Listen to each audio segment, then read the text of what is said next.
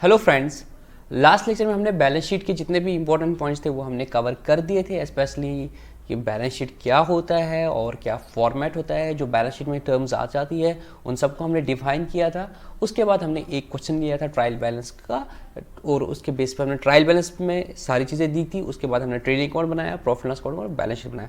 आज के लेक्चर में हम एग्जामिनेशन पॉइंट ऑफ व्यू से देख सकते हैं कि किस तरह से आपको अगर ऑब्जेक्ट टाइप क्वेश्चन आएगा तो क्या पूछा जाएगा, और पूरा क्वेश्चन अगर आपको आएगा एक दो क्वेश्चन और भी करेंगे और थोड़ा सा रिवीजन हम लास्ट में करेंगे। ठीक है दोस्तों, बैलेंस शीट तो हमने पढ़ ही लिया था।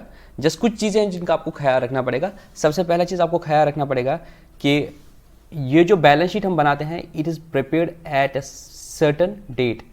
आपको ये क्वेश्चन आ सकता है, क्या बैलेंस शीट एक पीरियड के लिए बनाई जाती है, क्या एट ए पर्टिकुलर डेट बनाई जाती है? Balance sheet at a particular date बनाई जाती है और उस दिन क्या दिखाता है वो फाइनेंशियल पोजीशन दिखाता है, हमारे एसेट्स कितनी है, हमारी लायबिलिटी। तो सबसे पहले आपको ख्याल रखना है ये एक पर्टिकुलर डेट पे बनाया जाता है। नॉर्मली बिजनेस में क्वार्टर एंड पे, बड़े बिजनेस में और एट द ईयर एंड तो बनाया ही जाता है, और छोटे छोटे बिजनेस में एट द ईयर एंड बनाया जाता है। और दूसरी चीज़ आपको ख्याल रखनी है, बैलेंस शीट कब बनाया जाता है? सर बैलेंस शीट आप प्रॉफिट एंड लॉस अकाउंट के बाद बनाते हो। तो अभी आप trading account, profit and loss और बैलेंस शीट इन सबको फाइनल अकाउंट्स बोलते हैं।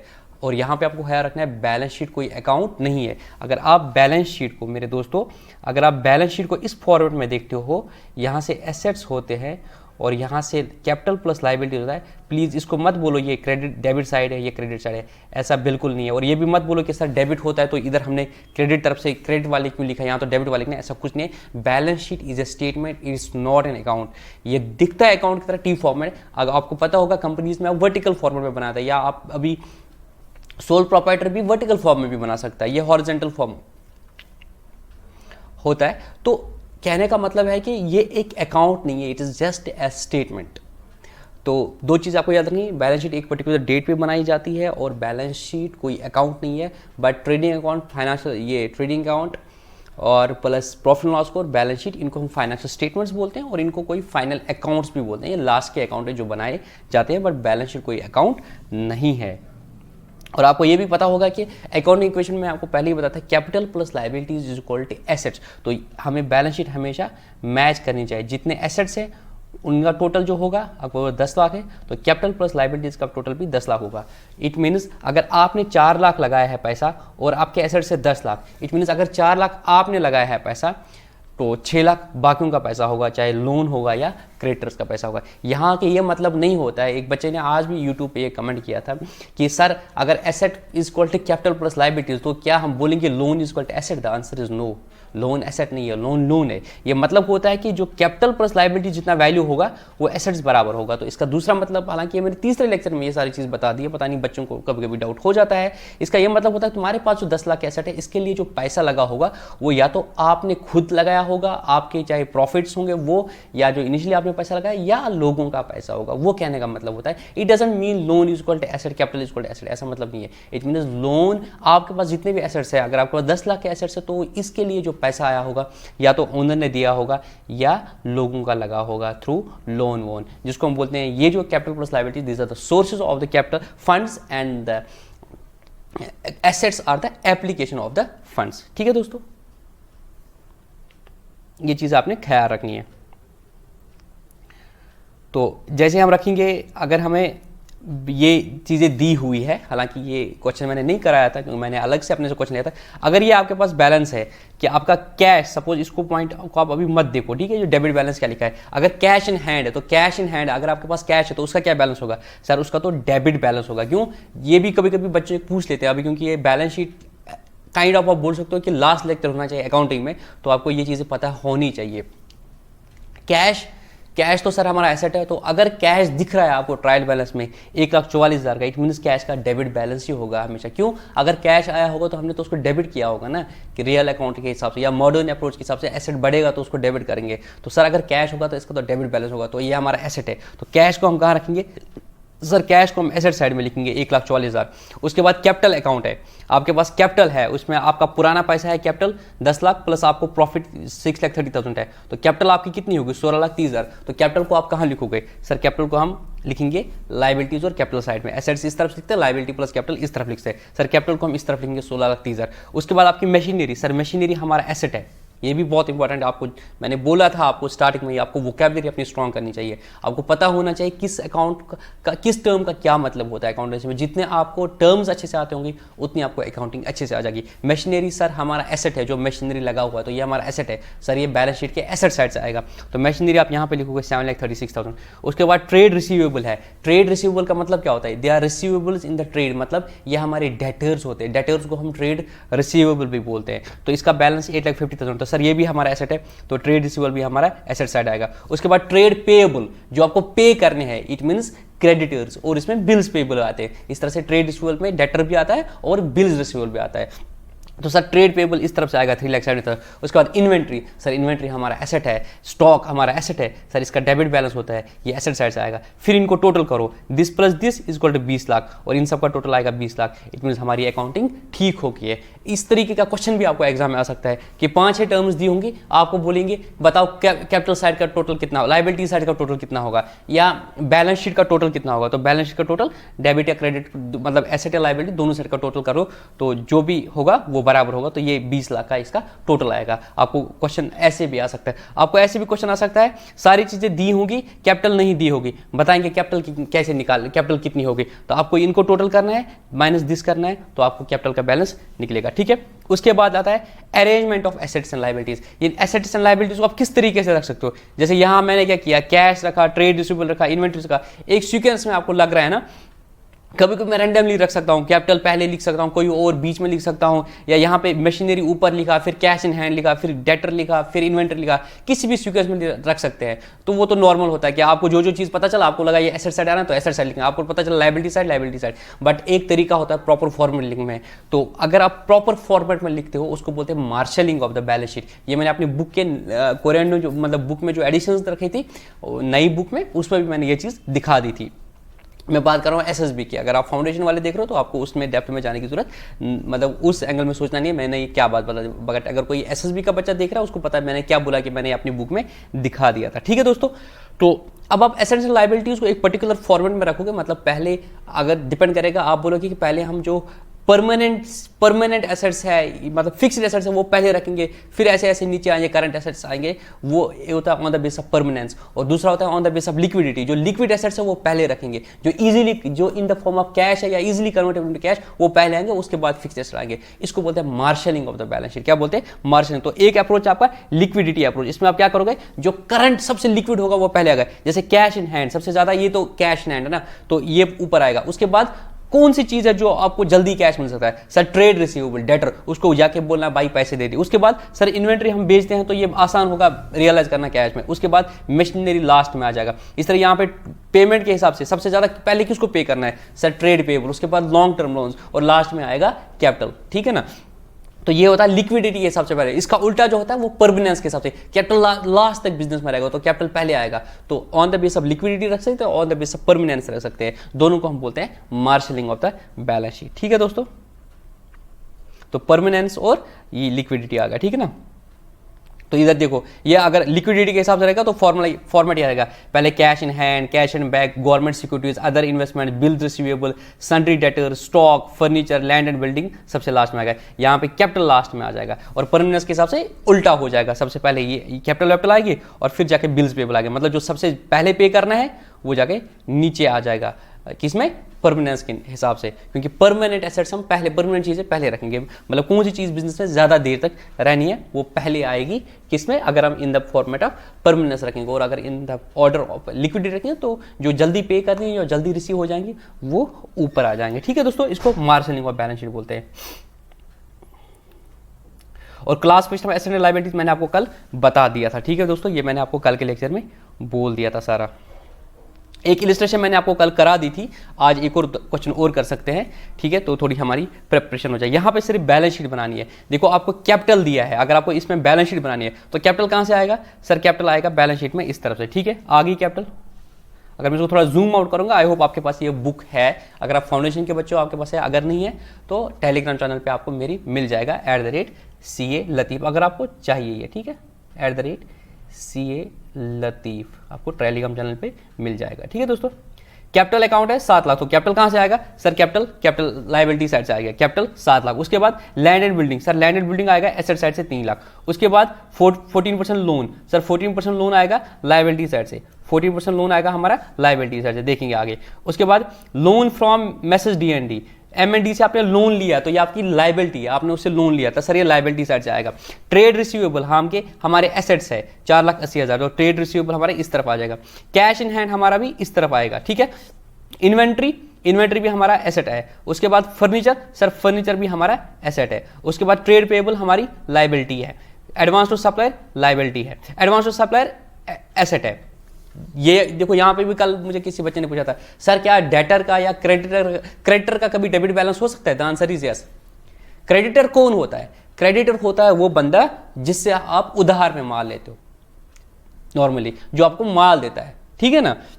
तो अगर वह उसको हम क्रेडिटर बोलते हैं, बट कभी कभी ऐसा होता है क्रेडिटर बेसिकली हम सप्लायर को बोलते हैं, क्योंकि अगर उधार पे तो उसको क्रेडिटर बोलते हैं वैसे, ठीक है ना। बट नॉर्मल पार्लेंस में हम क्रेडिटर बोलते हैं जिससे हम माल लेते हैं, ठीक है ना, जो उसको सप्लायर भी बोलते हैं।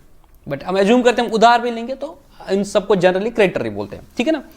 बट कभी कभी ऐसा हो सकता है आपने क्रेडिटर को एडवांस दिया है, मतलब आपकी टर्म ऐसे कि आपको एडवांस देना पड़ा या आपका ज्यादा पैसा उसके पास आया, तब उसका बैलेंस क्या रहेगा, डेबिट बैलेंस। आपकी रनिंग ट्रांजेक्शन थी, आपका पैसा ज्यादा रहा, जितना माल आपने नहीं उठाया था आपने उससे ज्यादा पैसा उसको दे दिया है, तो वो क्रेडिटर ही, बट उसका डेबिट बैलेंस आएगा। तो उसमें क्या होता है, नॉर्मली हम सारे क्रेडिटर्स का एक लिस्ट बनाते हैं शेड्यूल में, फिर किसी का नॉर्मली 10 का क्रेडिट बैलेंस होगा, 1 का डेबिट बैलेंस होगा, बट ओवरऑल जो बैलेंस शीट में एक क्रेडिटर तो नहीं आता ना, ये सारे सप्लायर आते हैं। तो अगर इनका डेबिट होगा तो इस साइड आएंगे, अगर टोटल मिला के सबका क्रेडिट होगा तो क्रेडिट साइड में आएंगे, लायबिलिटी साइड में आ जाएंगे, ठीक है ना।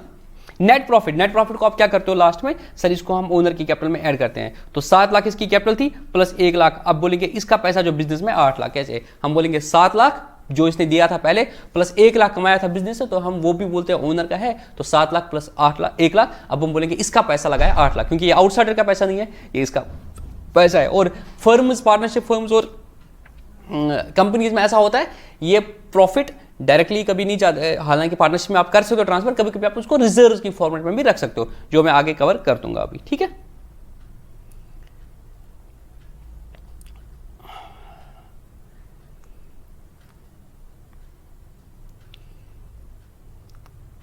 एक अच्छा क्वेश्चन है मेरे दोस्तों, मैं यहां पे इसको करने की कोशिश करूंगा, आप प्लीज इसको नोट डाउन कर देना।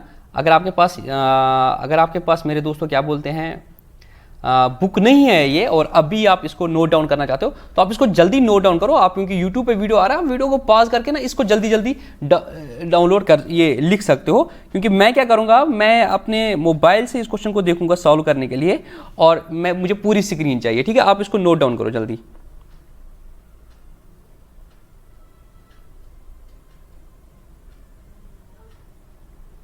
मैं इस क्वेश्चन को कोशिश करूंगा करने की आपके लिए।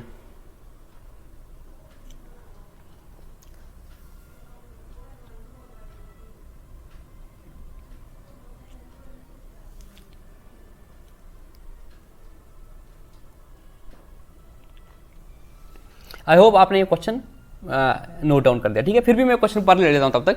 The balance sheet of Thapar on 1 अप्रैल 2019, तो 2019 को जो इसकी बैलेंस शीट थी वो इस पोजीशन में थी, ठीक है। इसके ट्रेड पेबल थे 15 लाख, इसके एक्सपेंसेस थे 1 lakh, payable expenses payable outstanding expenses उसको बोलते हैं, और इसकी कैपिटल थी 50 लाख की, और इसकी प्लांट एंड मशीनरी थी 30 लाख की, ये सारे मिला के इसके टोटल एसेट्स थे 66,50,000। ड्यूरिंग 1920 बोरा 1920 में क्या हुआ, his profit and loss revealed A net profit of 15,30,000, तो it means profit and loss account बना दिया है, वहां पे इसका प्रॉफिट आया 15,30,000। This was after allowing the following, ये जो था ये कब का, मतलब कुछ चीजें इसने इसमें एडजस्ट कर दिए। क्या, इसने इंटरेस्ट ऑन कैपिटल दिया है 6%, कोई दिक्कत नहीं, ओनर ने बोल दिया कि मैं इंटरेस्ट ऑन कैपिटल ले रहा हूं बिजनेस से 6%, कोई दिक्कत नहीं, कोई फर्क taxation of point of view से नहीं पड़ेगा, बट नहीं भी देगा तब भी कोई फर्क नहीं पड़ेगा, क्योंकि जितना भी प्रॉफिट आएगा वो इसकी कैपिटल में ऐड हो जाएगा।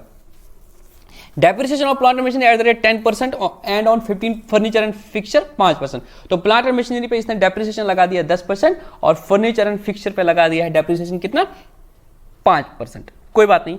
अ provision for doubtful debts at the rate 5% on trade receivable as on 31 March 2020, तो जितना भी प्रोविजन था डाउटफुल डेटर्स पे वो इसने कितना रखा है, 5%, कोई दिक्कत नहीं।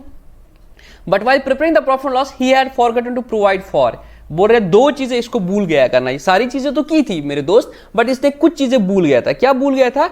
Outstanding expenses totalling 1,80,000। ओह, इसने क्या किया, जितने खर्चे हो गए वो सारे पीएनएल में लिए, बट 1,80,000 के ऐसे खर्चे थे जो अभी तक इसने पे नहीं किए थे और ये पीएनएल में लेना भूल गया। जैसे सैलरी है या रेंट है, 1,80,000 के खर्चे ऐसे हैं जो इसने अभी पे ही नहीं किए और उसकी अकाउंटिंग ही नहीं की है। तो सर वो तो हमारा खर्चा होना चाहिए, हमने अभी तक पे नहीं किया तो क्या हम उसकी अकाउंटिंग एंट्री नहीं करेंगे? सर इसने गलत किया है, इसको एंट्री करनी थी profit and loss account debit to outstanding expenses या एक्सपेंसेस पेएबल। और prepaid insurance to the extent of 20,000, इसने इंश्योरेंस प्रीपे किया है 20,000। जब इसने इंश्योरेंस प्रीपे किया है 20,000 तो इसको क्या करना था, इसको इंश्योरेंस का खर्चा सपोज इसने 1 लाख लिया है, बट रियलिटी में इंश्योरेंस का खर्चा सिर्फ 80,000 होगा। क्यों? उसमें तो 20,000 प्रीपे था, जो प्रीपेड इंश्योरेंस था सर वो उसको खर्चा नहीं मानना था। तो अब क्या करेंगे, अब हम पहले क्या करेंगे, फिर बोलता है जो इसके करंट एसेट जो करंट लायबिलिटीज है वो कुछ इस तरह से, during the year he withdrew 6 lakh for domestic use. इसने पूरे साल में कितना निकाला है? 6 लाख रुपीज निकाला है। Draw of the balance sheet of the firm. अब आपको ओपनिंग बैलेंस शीट दिए, पीएनएल का कुछ आइटम दिया है और आपको क्लोजिंग बैलेंस शीट बनानी है, ठीक है ना। बहुत आसान क्वेश्चन है। सबसे पहले क्या करेंगे, सर इधर पीएनएल में कुछ चीजें इसने एड्रेस नहीं किया, उनको हम ठीक करेंगे। तो हम रिवाइज्ड पीएनएल बनाएंगे। क्या बनाएंगे? सबसे पहले हम रिवाइज्ड पीएनएल बनाएंगे और उसके बाद फिर हम बैलेंस शीट बनाएंगे। बहुत आसान क्वेश्चन है और एग्जाम के लिए भी आपके इंपॉर्टेंट है। तो हम बनाएंगे revised profit and loss account. तो कितना दिखा है इसने प्रॉफिट? सर इसने प्रॉफिट दिखाया है 15,30,000, 15,30,000। तो यहां पे आएगा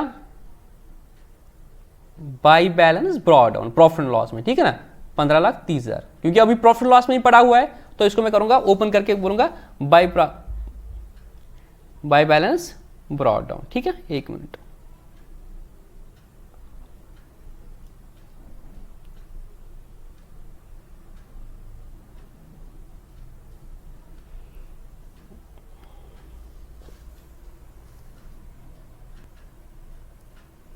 $15,30,000, ठीक है। अब क्या हो गया, सर इसने आउटस्टैंडिंग एक्सपेंसेस थे 1,80,000 के, वो इसने लेस नहीं किया। तो हम क्या करेंगे, profit and loss account debit to outstanding expenses. तो इसमें ऊपर रखा था टू एक्सपेंसेस पेएबल, तो मैं भी रखता हूं यहां पे टू एक्सपेंसेस पेएबल। ये भी तो खर्चा हो गया, तो ये भी तो पीएनएल में जाना चाहिए। हमने अभी पे नहीं किया, वो अलग बात है, ये हमारी लायबिलिटी बनेगी। कितना? सर 1,80,000 के खर्चे अभी इसने पे नहीं किए हैं। उसके बाद सर इसने इंश्योरेंस पे किया था, इसने उसमें प्रीपेड इंश्योरेंस था 20,000, बट इसने पूरा का पूरा खर्चा माना है। तो ये 20,000 से आप प्रॉफिट एंड लॉस को क्या करेंगे, ऐड करेंगे। तो बाई हम करेंगे entry prepaid insurance account debit. पहले हम करते हैं entry prepaid insurance account debit to insurance, but इसने तो अब इंश्योरेंस पीएनएल में लिया है, वो खत्म कर दिया है। अब इंश्योरेंस नाम का कोई अकाउंट तो है ही नहीं, तो हम पीएनएल को क्या करेंगे, क्रेडिट करेंगे। तो एंट्री करेंगे prepaid insurance account debit to profit and loss account. तो प्रॉफिट एंड लॉस अकाउंट क्या हो जाएगा, credit by prepaid insurance 1 lakh, sorry total 20,000। अब हम बोलेंगे कितना प्रॉफिट है नेट। तो जो नेट प्रॉफिट होगा वो अब हमें निकलेगा। तो नेट प्रॉफिट यह आएगा 15,30,000 प्लस 20,000, दैट इज 15,50,000। उसमें से लेस करेंगे 1,80,000। तो आपका जो क्या बोलते हैं इसको प्रॉफिट आएगा वो आएगा 13,70,000। तो आपका करेक्ट प्रॉफिट है 13,70,000।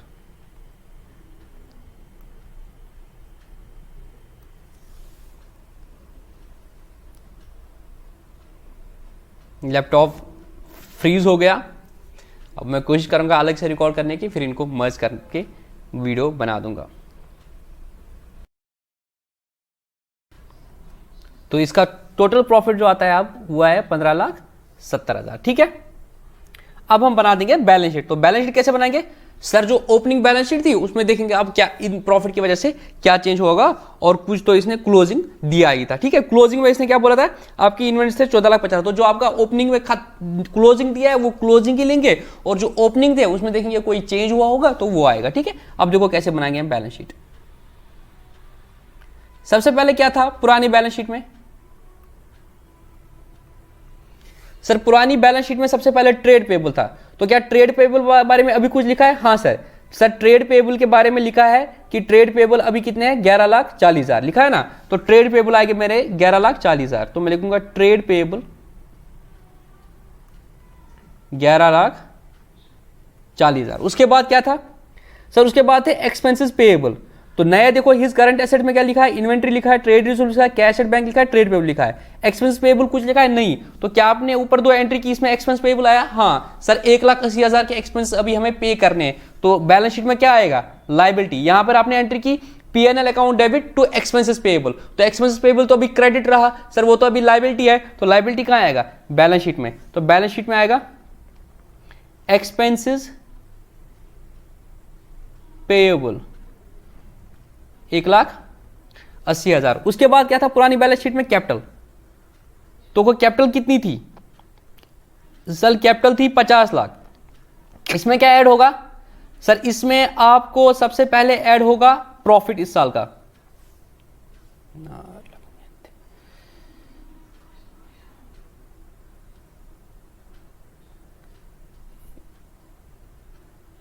सर इस साल का प्रॉफिट ऐड होगा।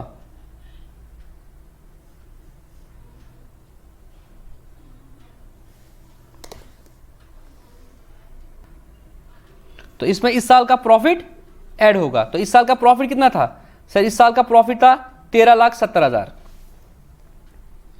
सर कैपिटल में से पहले हम इस साल का प्रॉफिट ऐड करेंगे 13,70,000। और कुछ ऐड करेंगे सर? हाँ इसने बोला था कि आपने इंटरेस्ट ऑन कैपिटल दिया है 3 लाख। तो इंटरेस्ट ऑन कैपिटल जो 3 लाख प्रॉफिट से लेस किया, तो आपने एंट्री क्या की होगी? Profit and loss account debit to interest on capital. और इंटरेस्ट ऑन कैपिटल को किस में आप क्रेडिट करेंगे सर? उसको आप करेंगे interest on capital account debit to capital account. तो उसको हम कैपिटल में लेंगे। तो कैपिटल आपकी बढ़ जाएगी 50 लाख वो प्लस 3 लाख का इसको इंटरेस्ट मिला। ऐड करेंगे interest on capital. Interest on capital कितना है? 3 लाख। आप पहले कैपिटल को भी लिख सकते हो जैसे इसने किया था, वैसे भी कर सकते हो, बट मैंने आपको इसलिए किया था कि आपको आसानी हो जाएगी बैलेंस शीट बनाने में।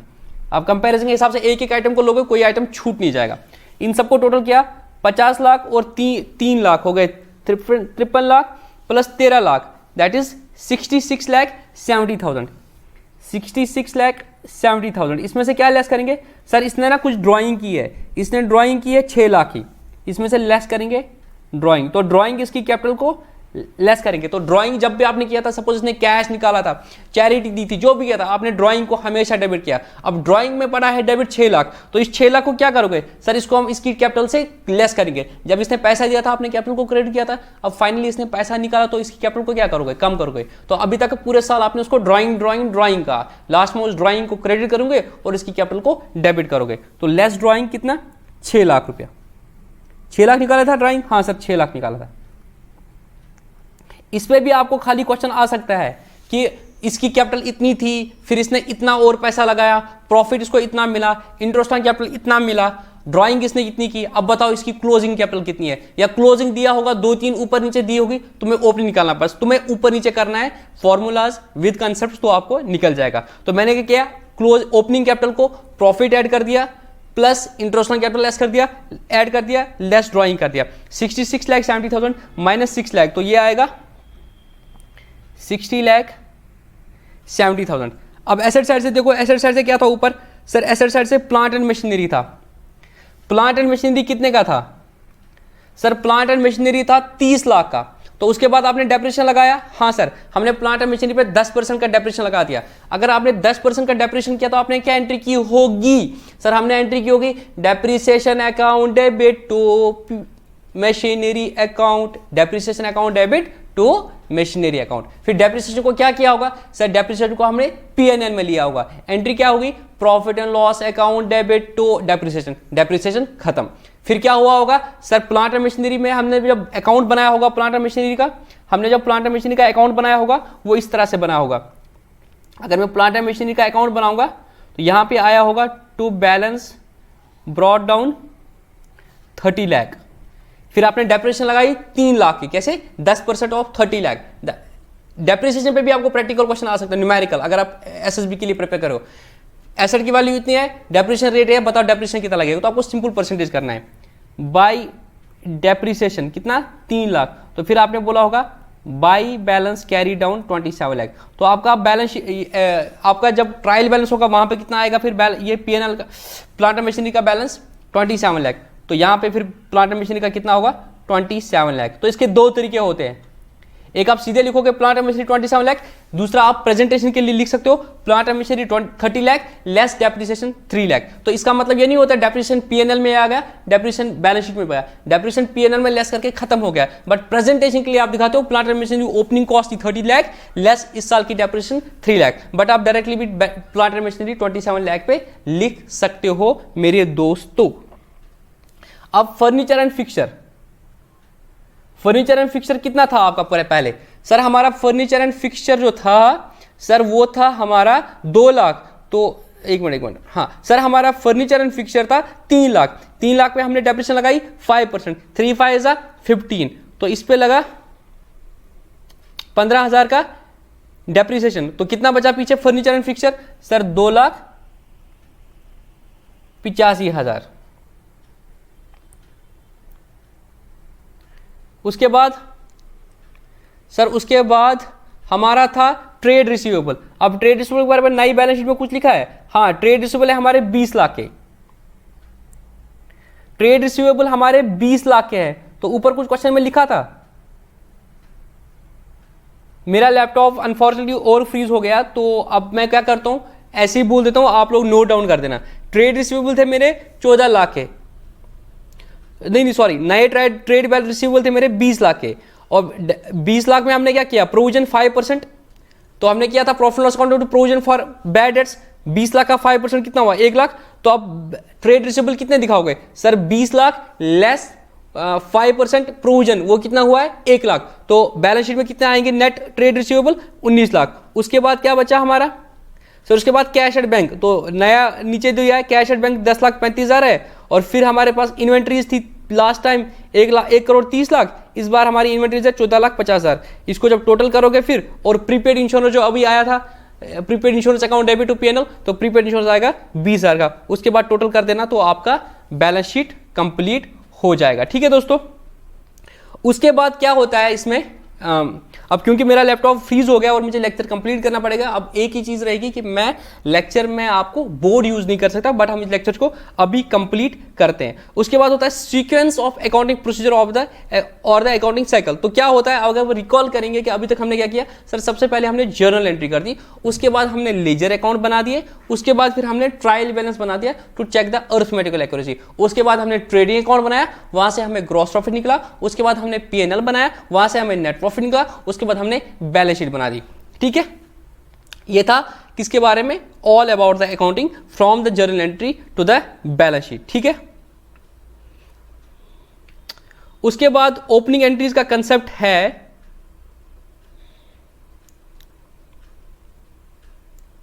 ओपनिंग एंट्रीज का कंसेप्ट अब क्योंकि लैपटॉप फ्रीज हो गया, मैं चाहता था कि उसको मैं दिखाऊं, तो उसको मैं अलग वीडियो के फॉर्मेट में दिखा देता हूं, तो ये वीडियो हम यहां ही कंप्लीट कर लेते हैं।